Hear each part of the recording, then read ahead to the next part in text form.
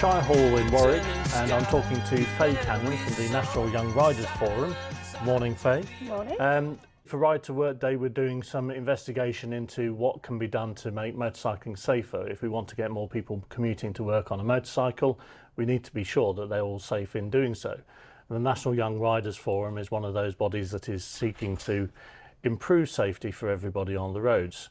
So, Faye, first of all, can you tell me a little bit about what the National Young Riders Forum is and what you do? Yeah, of course. So the forum brings together a whole range of road safety professionals, and we specifically focus on those young riders, so 16 to 24, and on those smaller bikes of 125cc or lower. Obviously, National Young Riders Forum, you're listed as a supporter for Ride to Work Day. Can you explain to us why it is that the Young Riders Forum actually supports Ride to Work Day? Yeah, so we support all young riders in whatever they want to use their bikes for, but one of the main aims is around their commuting to school, but also maybe their first job or a part-time job while they're working. So we see it as a great opportunity to show where they can use their bike, if not just for leisure. Why do you think it is that young riders take up commuting by motorcycle? What's the main driver for it? Yeah, there's a few. So the first one is the cost of living crisis. At the moment, insurance, purchasing a vehicle is really expensive. So we're seeing more young people look to riding a motorbike first and using that as their means to get to education, work, but also seeing friends. It is also now with the waiting for driving tests, we're seeing people stay longer using their motorcycle. So it's becoming more of a commuting vehicle for them. So what exactly does the National Young Riders Forum do to actually support young riders? Yeah, so we have a research project for the Young Riders Forum which has given us a number of recommendations, and one of them around commuting is around encouraging them to know more about the highway code. So we've done a series of highway code videos aimed at commuting but also gig riders to show them the basics, what they need to know, specifically around junctions. They've been shared across our social media platforms, including Instagram and TikTok, which is where we know our young riders really engage with that information. So we've been just sharing information on how that they can commute more safely. Today is Ride to Work Day, but tomorrow is National Young Riders Day, isn't it? Do you want to tell us a little bit more about what National Young Riders Day is and what you hope to achieve with that? Yeah, it's great that we've got 48 hours of focused campaign work for motorcyclists. So with the National Young Riders Day, we really want local authorities but others to focus on young riders. So we have a webinar happening in the evening aimed at young riders themselves to understand more about becoming a rider but also how they can keep themselves safe. And we've got a number of activities happening across the country in colleges, at CBT training centres, around just raising awareness of young riders and how we can support them. Excellent. So yes, as you can see, there's an awful lot of work that is going on to help make motorcycle commuting safer. And if you are thinking about taking up commuting by motorcycle and want to get involved, I would recommend that you go along to the National Young Riders Forum website to take a look at all the useful tips and information on how to stay safe when you're riding your motorcycle to work. Thank you, Faye. Thank you. We saw the silent tide through the open door, the turning sky. We saw the silent tide through the open door, the turning sky. We saw the silent. So today I'm at the University of Nottingham with Professor Mathew Humphrey, and we're looking into motorcycling as a mode of transport for commuting to and from work.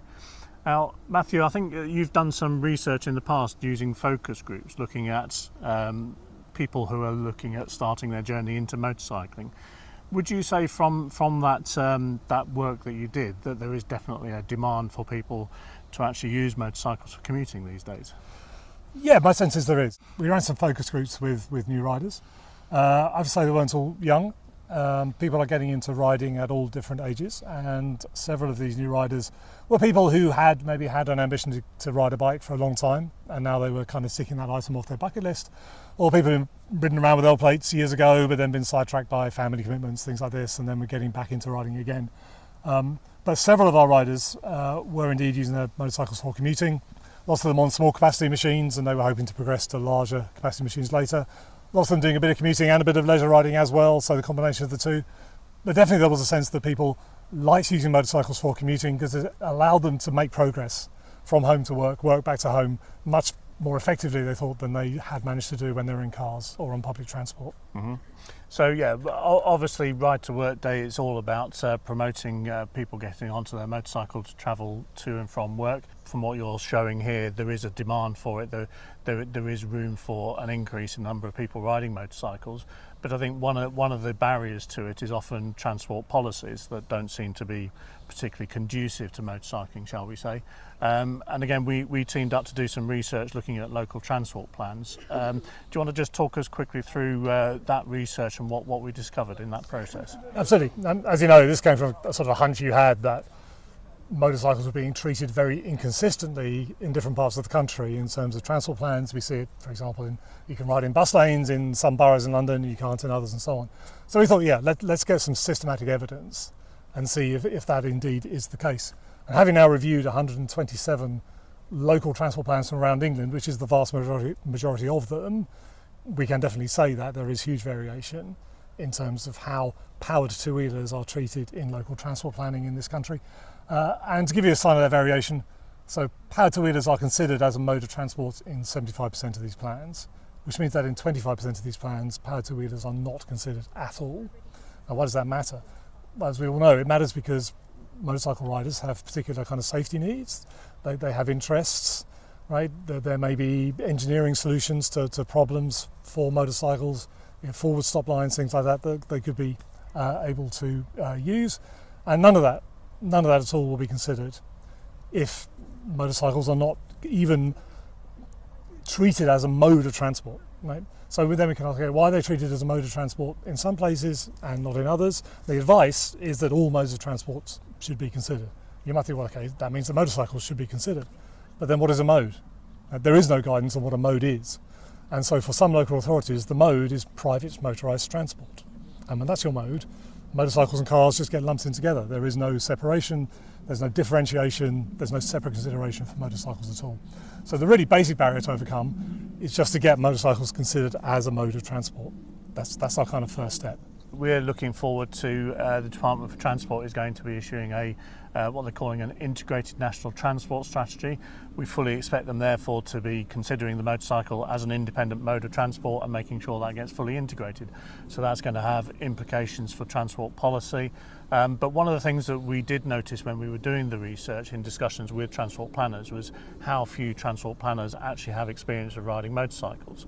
And therefore this is one of the problems that you've got, is that they don't necessarily understand what the needs of motorcyclists are.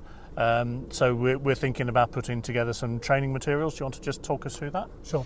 Yeah. As you say, we spoke to transport planners often because this is a very decentralised area of policy making. They might be in a team of 4 or 5 people, and the chances are that none of them have any experience of powered two-wheelers. None of them have a particular interest in motorcycles, and that's part of the reason why they don't get considered. Now, we're not going to suddenly have a situation where all of our transport planners are motorcycle riders, so we have to bring, if you like, motorcycles to them. And one way to try to do that is to develop some training materials which explain, the particular needs of riders of powered two-wheelers and what powered two-wheelers may have to offer in terms of things like decongesting our cities. We know from things like the Loyvin report, which is some years old now, but it showed a 10% shift from 4 wheels to 2 wheels could reduce congestion by 40%. I mean, that kind of data should be of real interest to people who are trying to plan an urban transport system, right? But it just doesn't get on the radar at all. So yes, we are hoping to develop some transport materials, and the key thing is to then see how we can get those materials in front of the eyes of transport planners. And that's not necessarily straightforward, because if there is no interest, why would there be interest in training materials? They can't just be out there. You need to get them in a format and in an environment where transport planners will take some notice of them. And one of the ways we're trying to do that is through organisations like the Transport Planning Society. So there may be ways in which we can actually try to get eyeballs on these materials if and when we do, as we do produce them. Yes, we're obviously quite hopeful that this integrated transport strategy, when it comes, that's one of the big things that we're saying for Ride to Work Day this year, is we need to have motorcycles properly integrated into the transport strategy so that we can get this progress. That in turn will help to make motorcycling safer, increase the benefits that everybody receives from motorcycling as a part of the transport system. We're not trying to say that motorcycling is the only solution, but it is a part of a mix that enables sustainable transports within the country. Yes, and the great thing is now we have the research. So we can produce these materials, and we can say that the materials are based on research that has been done, and so the materials themselves are informed by that. And if there are no materials available, then you'll never get transport planners to pay attention. So at least if we produce these materials, there is something for them to go to and look at. So it's an essential part of the process of getting motorcycles more fully integrated into transport planning, I think. Excellent. So yes, as I say, this is a very positive story for motorcycling going forward. Combination of the government looking to put together an integrated transport strategy and being in the right place and the right time with the training materials to enable them to actually deliver that means that possibly by Ride to Work Day 2026 we could see an awful lot more people commuting to work on a motorcycle. Let's hope so. Thank you very much for your time, Matthew. Okay, thank you, Colin. Thank you. So Ride to Work Day is here. Let's celebrate and integrate motorcycling into the commute every day. Not just on Ride to Work Day, but all year round.